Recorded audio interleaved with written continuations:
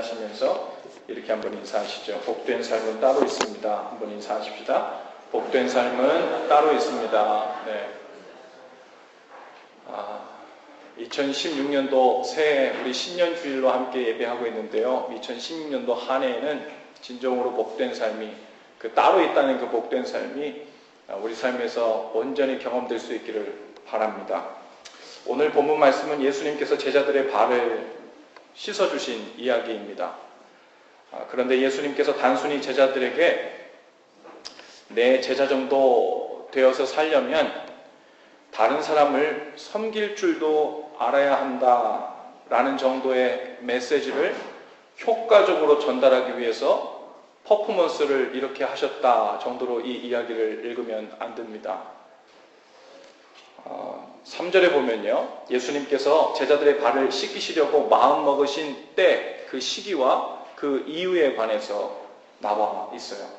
그 때는 이제 예수님께서 하나님께로 돌아가실 때가 가까웠다는 것을 아신 때였습니다.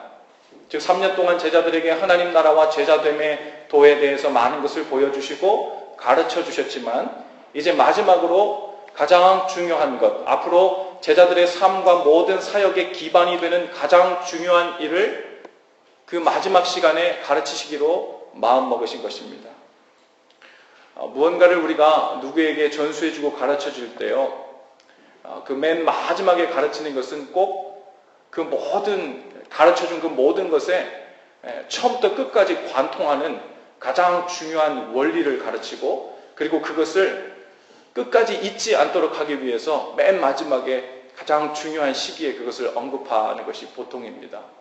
예수님께서도 3년 동안 하나님 나라에 대해서, 하나님의 자녀의 삶에 관해서 많은 것을 가르쳐 주셨지만 그 맨 마지막 시간에 최후의 만찬하면서 이제 곧 죽으셔서 승천하시고 하늘나라로 하나님 계신 곳으로 갈 것을 아시고 맨 마지막으로 가르치기로 마음먹으신 것, 그 마음먹으시고 하신 일이 바로 이 제자들의 발을 씻으신 사건입니다. 예수님은 무언가를 결심하신 듯 제자들과의 그 최후의 만찬 자리에서 갑자기 자리에서 일어나셨어요. 그리고는 겉옷을 벗으셨고요, 수건을 가져다가 허리에 두르셨다고 했습니다. 대야에 물을 떠서는 제자들의 발을 한 사람 한 사람 씻으시고는 수건으로 일일이 닦아주셨습니다. 여러분도 이렇게 세족식을 해보신 분들도 있고 안 해보신 분들도 있을 텐데, 세족식을 해보면요, 그냥 발을 씻는 것이 아니라 그 발을 만져보면요, 그 사람의 인생이 보여요. 굳은 살도 보이고요, 만져지고요, 때도 묻어 있고요, 발톱도 꼬부라져가지고 아파하는 사람도 있고요, 고생을 한 발처럼 보이는 사람들도 있고요. 다양한 흔적들이 그 발에 있거든요.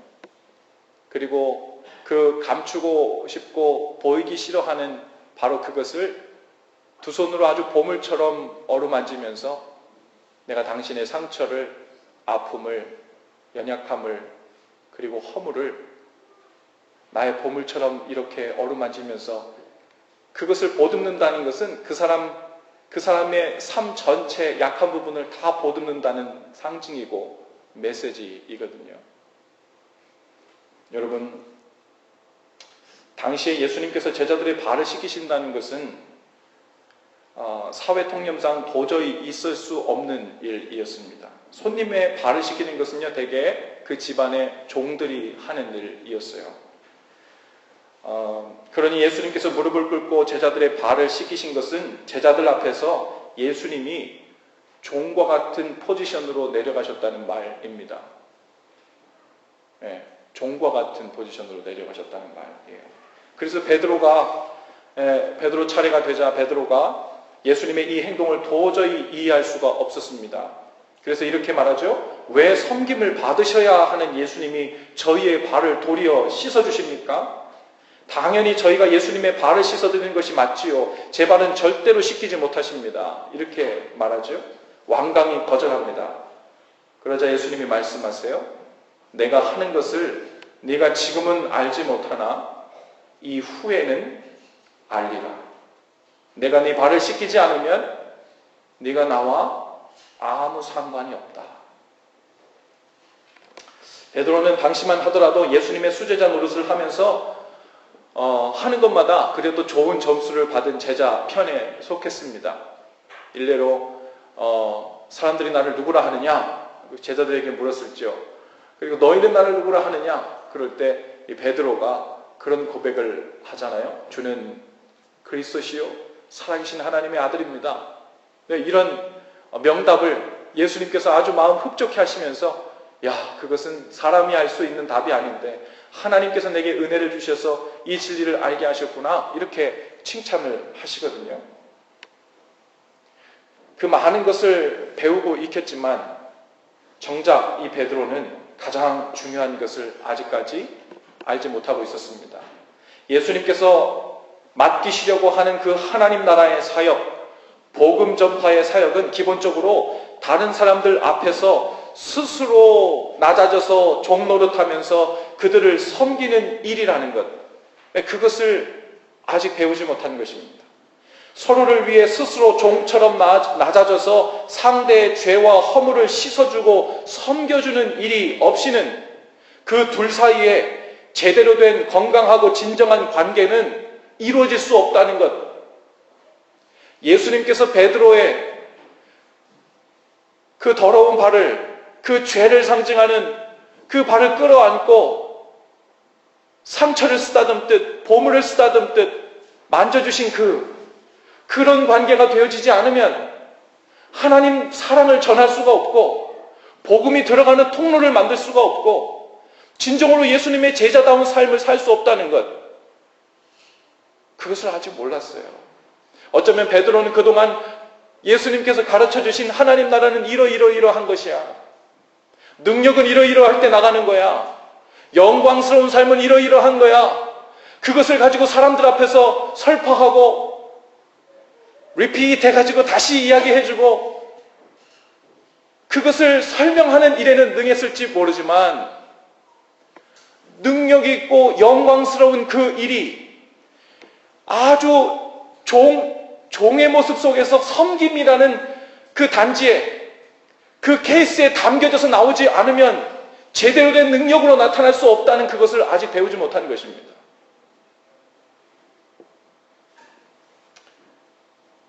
발은 우리의 신체 중 가장 더러운 곳이죠. 예수님 당시에는요, 먼지가 많이 일어나는 도로에서 오늘처럼 이렇게 아스팔트가 깨끗하게 깔려져 있고 먼지 없는 곳이 아니라 흙먼지가 무지하게 날리는 그런 도로였다고요. 그리고 그 당시 사람들은 샌들을 신고 다녔어요. 샌들은 그 발을 보호해주는 프레임만 있잖아요. 온통 밖으로 퍼져 있고 터져 있고 오픈되어 있잖아요. 그러니 그 흙먼지가 날리는 그 길들을 샌들을 신고 밖에만 한번 나갔다 오면 먼지 투성이가 되는 것입니다. 마치 우리가 세상을 살면서 무방비 상태로 우리 마음과 생각이 이 세상의 죄에 노출되어서 그 많은 죄와 허물로 뒤범벅이 된 상태를 말할 수 있습니다. 그 일은 당연히 종들이 해야 되는 일이라고, 종들이 섬겨야 되는 일이라고 생각했는데 예수님께서 종의 자리로 가셔서 그 더러운 발을, 제자들의 발을 일일이 하나씩 씻기기 시작한 거예요. 누구의 발까지요? 이제 곧 몇 시가 크면 예수님을 팔아넘길 가룟 유대의 발까지도요. 예수님께서 발을 씻기다가 가룟 유다의 차례가 되었을 때 어떤 태도로 발을 씻기셨을까? 한번 상상해 보세요. 여러분이 아는 예수님은 어떠셨을 것 같습니까? 가룟 유다의 발이 차례가 돌아오자 이 괘씸한 놈 하고 씻는 둥 마는 둥 한쪽만 씻고 그냥 넘겨버렸을까요?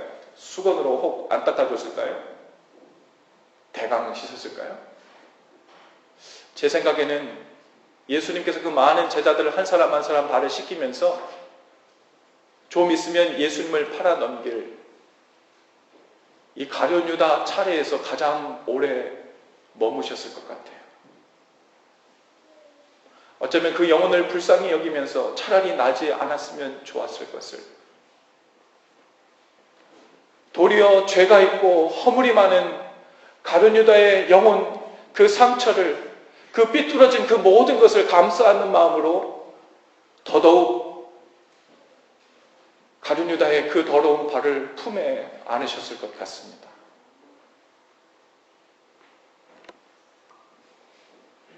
그렇게 죄라는 먼지로 뒤범벅이 된 사람들의 발을 서로 씻어주는 일, 그리고 또 종의 자리로 내려가 그 죄를 씻어주는 일이 바로 주님께서 이 땅에 오셔서 하시려는 사역의 핵심이었고, 또한 제자들도 예수님을 따라 앞으로 해가야 할 사명의 가장 중요한 일임을 말씀해주고 계신 거예요.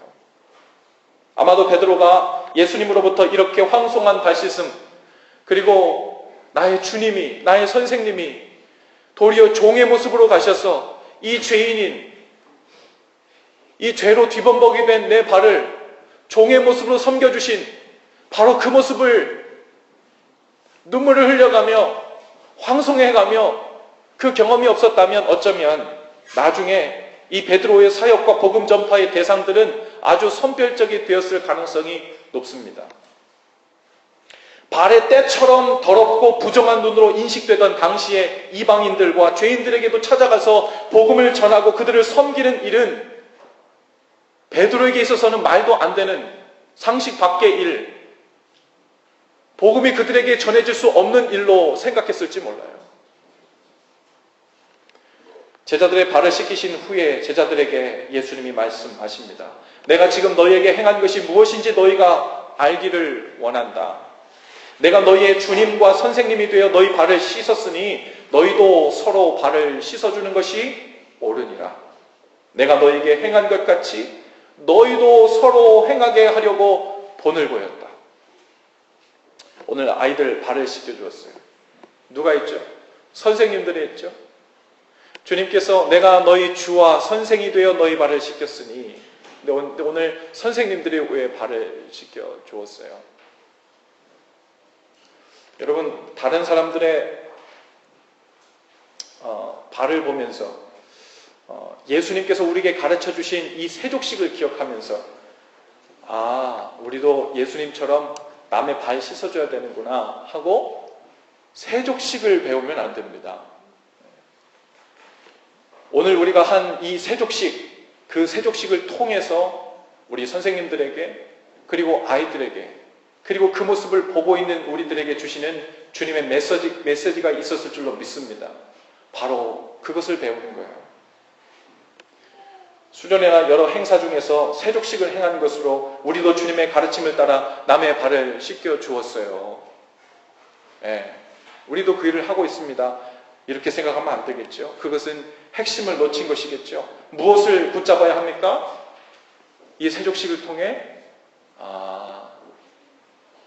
나에게 죄를 지은 저 사람의 죄의 발을 씻겨주는 것, 씻어주는 것, 그 일을 나에게 하라고 말씀하시는구나. 그리고 서로의 부정하고 약한 부분을 용납하고 어루만져 주라고 말씀하시는구나. 그것도 상전의 위치에서 내가 용서해 줄게, 내가 이번엔 봐줄게, 이번엔 눈 감아줄게, 이게 아니라 오히려 무릎 꿇고 들어가서 종의 위치에서 섬겨주라고 말씀하시는구나. 그렇게 살지 않으면 너희는 내 제자의 삶이 무엇인지 도무지 이해하지 못하고 있는 것이다. 이 말씀을 하고 계신 거구나. 오늘 그것을 우리가 배우는 거예요. 다른 사람의 발 씻어주는 거 어쩌면 어렵지 않은 일일 수 있어요. 그러나 다른 사람의 죄를 씻어주는 일, 용납하고 용서하는 일은 쉽지 않지요. 부족하고 연약한 사람 앞에서 도리어 내가 스스로 자신을 종처럼 낮추고 손해보는 길을 선택하는 것 결코 쉽지 않은 일입니다. 아니 내가 왜 뭘 잘못해서, 아니 내가 뭐 때문에 다른 사람들을 떠받들어야 돼? 아니 내가 뭘 아쉬운 게 있어서 저 사람 앞에 내가 종노릇해야 돼? 이런 생각들이 우리 속에서 끊임없이 치밀어 오르잖아요. 죄가 있는 사람, 연약하고 허물이 있는 사람이 당연히 먼저 죄가 없고 허물이 없는 사람을 대접하고 받들어줘야 한다는 생각이 정상처럼 보이는 것 아닙니까? 바로 베드로의 이야기가 그 이야기예요.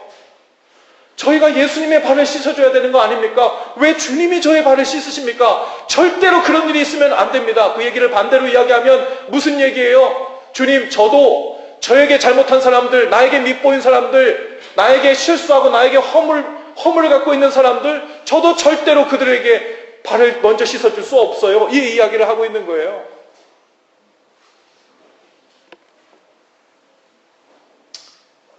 예수님, 왜 예수님이 제 발을 씻기십니까? 예수님은 도리어 섬김을 받아야 할 분이지요. 절대로 그런 일이 있으면 안 됩니다. 이 세상은 베드로의 논리로 돌아갑니다. 적지 않은 그리스도인들도 이 베드로의 생각에서 벗어나지 못한 채로 신앙생활을 여전히 합니다. 가지지 못한 사람은 가진 사람 앞에서 당연히 먼저 굽신거리고 아쉬운 소리를 해야 한다 생각하고, 못 배운 사람이 많이 배운 사람을 존중하고 대우해 주어야 한다고 생각해요. 높은 권력의 자리에 있는 사람이 힘없는 사람들의 섬김을 받아야 한다고 생각합니다. 그래서 세상에서 얼마나 성공한 사람인가를 가늠할 때 그 사람 수하에 얼마나 많은 사람들이 그 사람을 떠받들고 섬기고 있는가, 그것을 우리가 먼저 보지 않아요? 내가 집을 나설 때마다 리무진이 와가지고 운전기사가 나를 왕처럼 섬겨주면서 차문도 열어주고, 쇼핑할 때는 짐을 들어주는 서비스맨들도 우리가 데리고 다니고, 전용 마사지사, 전용 미용사, 정원관리인, 경호원, 세상에서 날 섬겨주는 사람들이, 그런 사람들을 많이 두고 살수록 우리 세상에서 성공했다, 그렇게 판단하지 않습니까?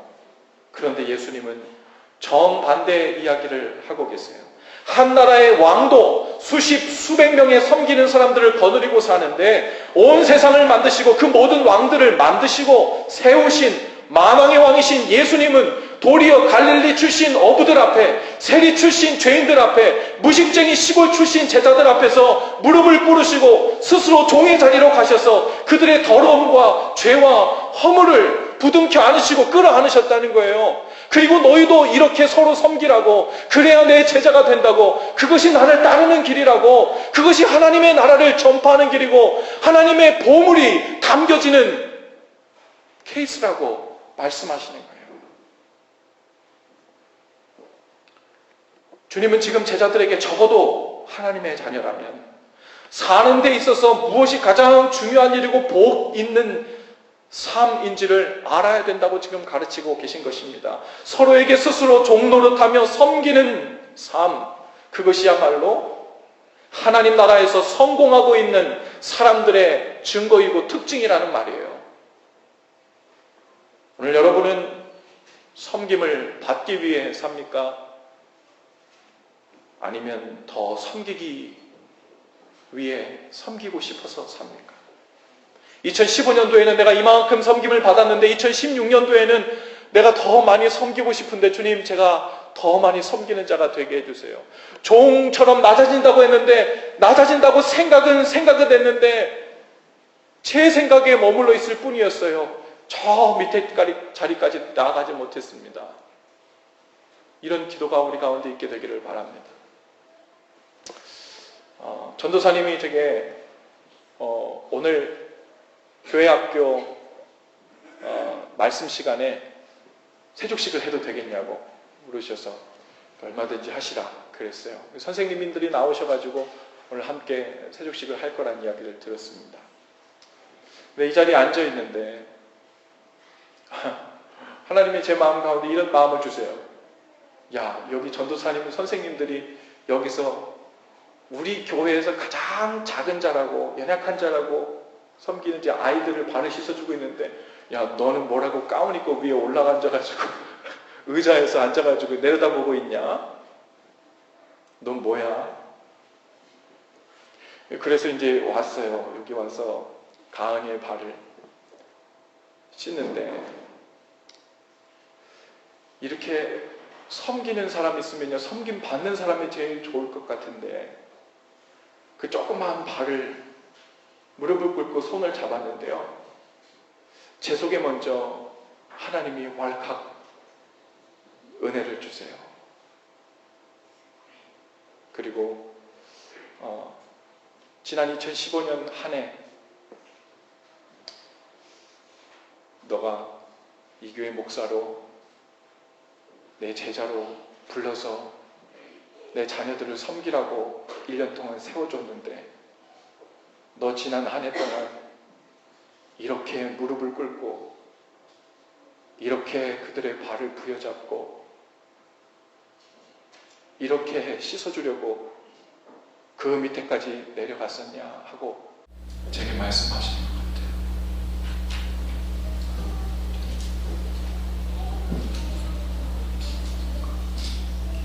여러분의 가정에서 여러분의 목표는 여러분의 배우자를 비롯한 다른 어떤 가족들보다도 가장 많이 섬기는 자가 되어야 할 줄로 믿습니다. 가정에서 나만 일을 제일 많이 하고 손해보는 것 같고 별로 알아주지도 않는 것 같을 때 우리 이런 마음 들 때 있죠. 내가 뭐 지들 종이야 뭐야 식모야 뭐야 이런 생각 들 수 있습니다. 왜 나만 종노릇 해야 돼? 그런 생각 들 수 있죠. 만약 그런 생각이 든다면 그 생각만 빼고 잘하고 있는 겁니다. 종노릇 하고 있으면 잘하고 있는 거예요. 예수님께서는 우리에게 앞다투어 종노릇하라고 하십니다. 배우자가 서로 더 종노릇하려고 욕심을 부릴 때 그 가정은 그 은혜의 시너지로 점점 더 하나님 나라를 경험하고 상승하게 되는 거예요. 천국을 경험하게 되는 줄로 믿습니다. 근데 둘 중 하나가 어떻게 하면 내가 섬김을 더 받을까, 덜 섬길까를 궁리하기 시작하면 그때부터는 이것이 하향으로 내려오는 곡선을 타기 시작해요. 서로 누가 더 많이 잘못했네, 누가 더 아쉽네, 누가 더 많이 서운하네, 모든 대화가 그쪽으로 흐르기 시작하죠. 그 과정에서 하나님 나라를 경험하기는 힘들겠죠. 교회에서도 마찬가지요. 여러분, 앞다투어 종노릇 해야 할 줄로 믿습니다. 하나님의 통치를 받으며 하나님 나라를 사는 사람들은 먼저 종노릇하는 사람들이에요. 먼저 섬기는 자리로 내려가는 거예요. 왜냐하면, 왜 섬기는 자리로 내려가요? 왜냐하면 바로 그 자리에 예수님이 계시기 때문에 그래요. 예수님은 높은 데 있지 않고 섬김 받는 데 있지 않고 그 가장 낮은 종노릇하는 그 포지션에 주님께서 너도 이리 와, 나랑 같이 이 사역에 동참하자 하고 우리를 부르시는 거예요. 교회도 여러 종류의 섬김들이 필요합니다. 그리고 성도들 중에는 여러 개인적 사정들과 상황들 때문에 섬기지 못하시는 분들, 혹은 잠깐 쉬고 계신 분들, 어떤 분도 섬기시고 계신 다양한 분들이 계시죠. 그런데 어떤 교회를 막론하고 성도들 중에는 아직 미숙하여 섬기는 일에 관심이 별로 없고 섬김을 받는 일만 당연하게 여기는 분들이 있습니다. 우리 아이들이 그렇잖아요. 그것이 미숙함의 증거예요. 우리 아이들이 뭐 해달라 그래요? 하루 온종일 와가지고 나 이거 해줘, 저거 그냥 계속 이야기합니다. 엄마 아빠가 뭘 하고 있는지, 무슨 스케줄이 있는지, 쉬고 싶어 하는지 하나도 타지 않아. 내가 원하는 것을 끊임없이 와서 온종일 이야기하잖아요. 섬김받는 것이 당연하다 생각하는 거예요. 내가 원하는 대로 엄마 아빠는 다 들어주고 다 움직여주고 해야 당연하다 생각하는 거예요. 그것이 어린아이예요. 그것이 미숙함의 증거입니다. 그런데 아이가 점점 커요. 그리고 철이 들기 시작합니다. 성숙해지기 시작해요. 그러면 아이가 와가지고 엄마 오늘은 내가 설거지 해줄까? 엄마 오늘은 내가 다리 주물러 줄까? 그리고 섬길 일을 찾기 시작합니다. 비록 작은 것이라 할지라도 자신이 할 수 있는 섬길 일을 찾기 시작하면 그때부터 철든 거예요. 그때부터 성숙해지는 겁니다. 영적으로도 마찬가지예요. 여러분,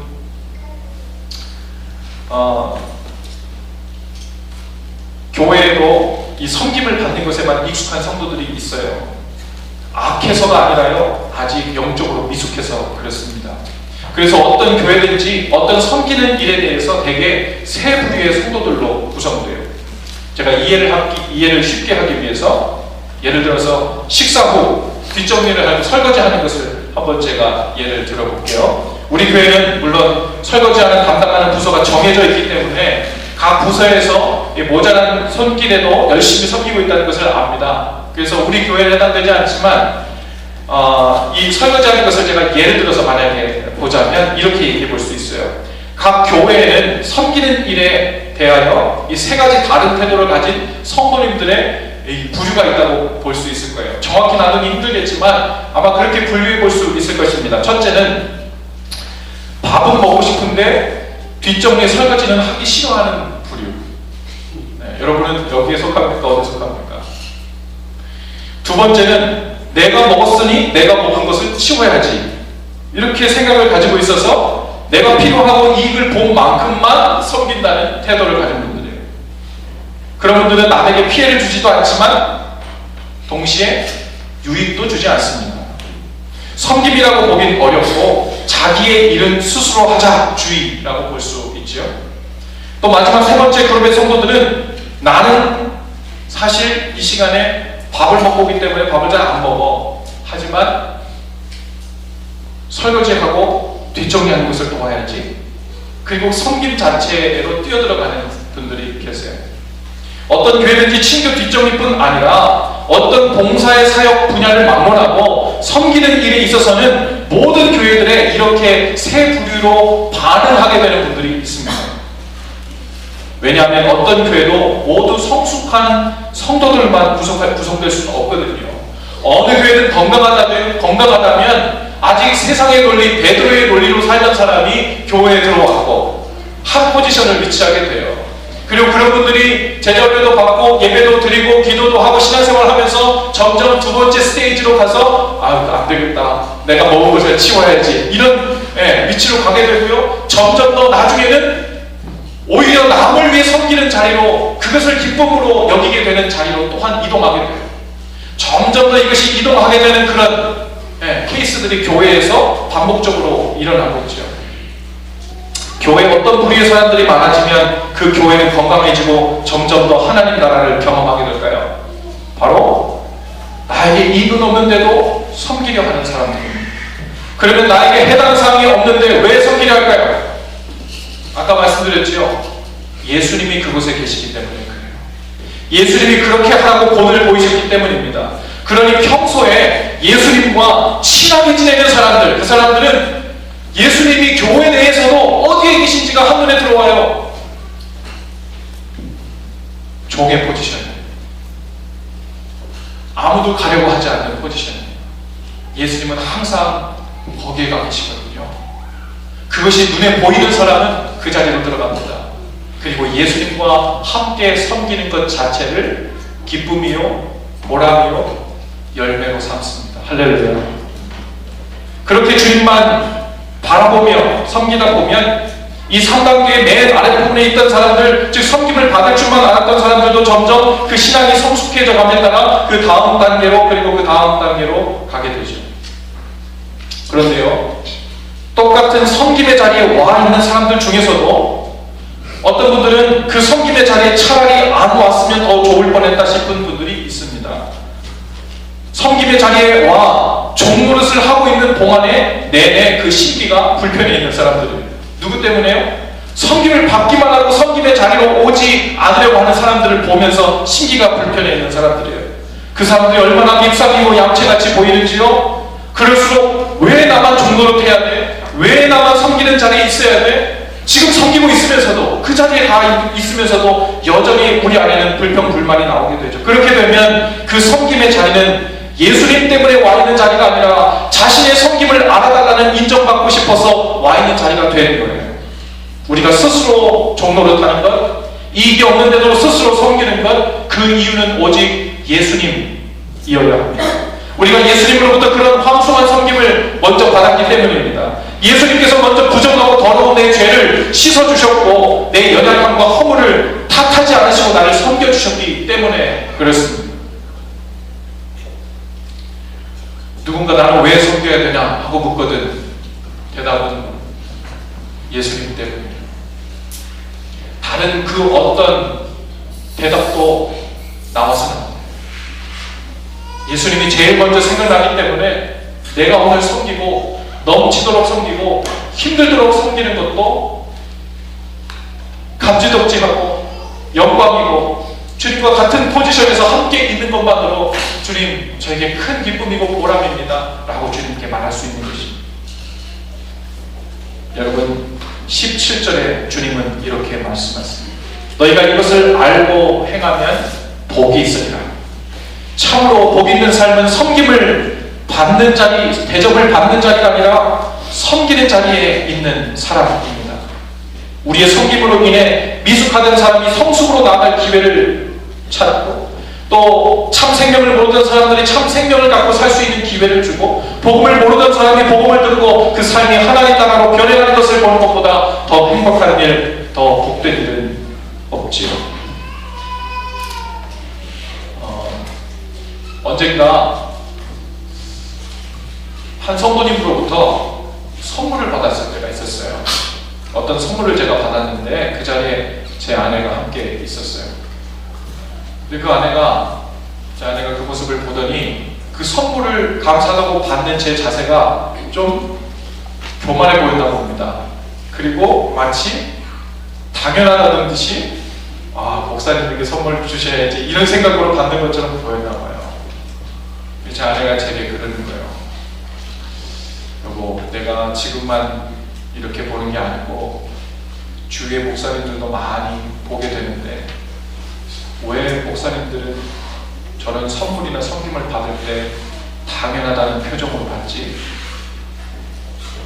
아니, 교회에서 섬김을 이야기하시는 분들이 저렇게 당연한 자세로 선물을 받고 섬김을 받으면서 무슨 본이 되겠어? 제게는 우리 아내가 하나님 같아요.